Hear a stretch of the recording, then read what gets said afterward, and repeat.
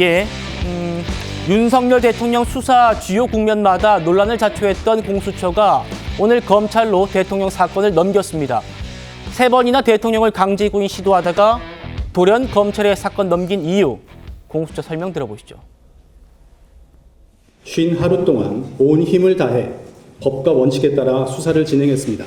아시다시피 피의자는 내란 우두머리라는 국가적으로 중대한 혐의를 받고 있음에도 불구하고 현재까지도 계속 비협조적인 태도로 일관하며 형사사법 절차에 불응하고 있으며 구속 이후 공수처의 피의자 신문 자체를 거부하고 있습니다.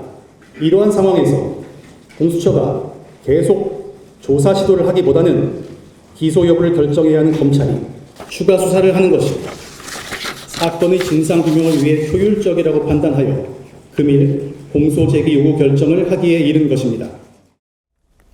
신재호 의원님, 네. 우리는 온 힘을 다했지만 대통령이 협조를 안 해서 검찰로 넘기게 된다. 이렇게 요약을 할 수 있을 것 같은데요.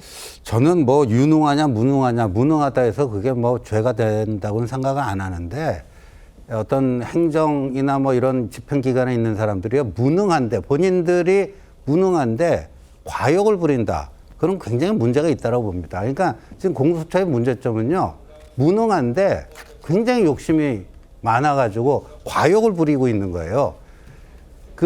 이게 내란 수사권이 있느냐 없느냐를 떠나서 말이죠.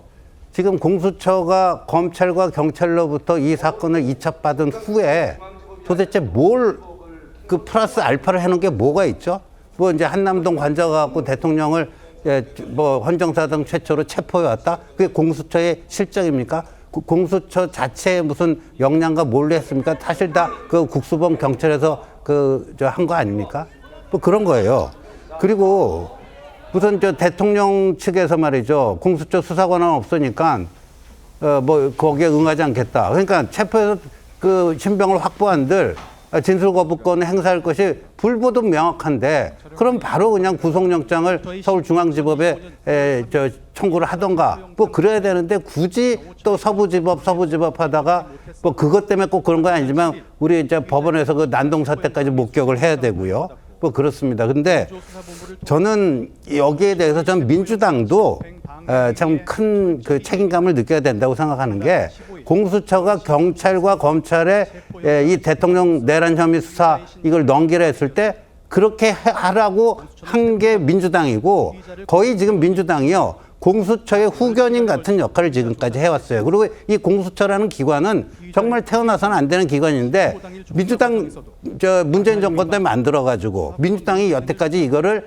후견인 노릇을 한 거 아닙니까? 그러니까 무능한데 과욕을 부린 공수처는 이제라도 빠지는 게 맞고, 오늘 저 조치는 만시지탄이다, 이런 생각이 듭니다.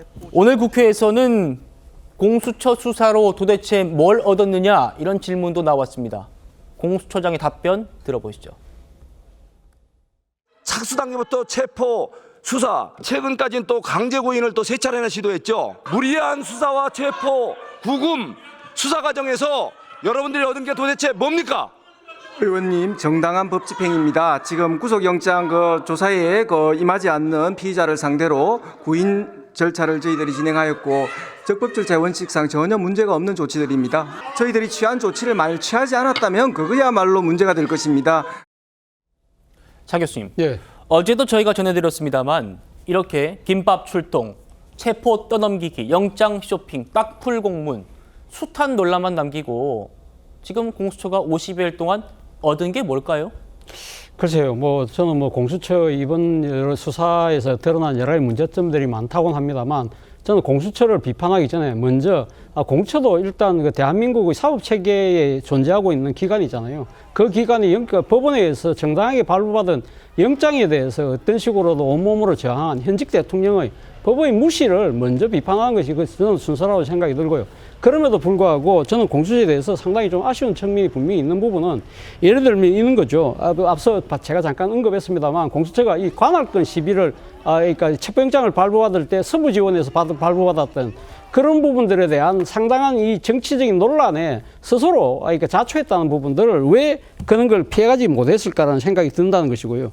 또 하나는 이 지금 체포영장을 집행하고 난 뒤에 그 다음에 어떤 식으로 그러면 현직 대통령의 수사를 빨리 속도감 있게 그리고 상당한 소득을 거둘 수 있는 여러 가지 수사 방안 이런 부분들에 대한 준비가 있어야 되는데 거의 없었다는 것이 드러나고 있잖아요. 이런 부분들이 정말 문제라는 것이고 그리고 첫 단추를 저는 잘못 깼다는 생각이 들어요.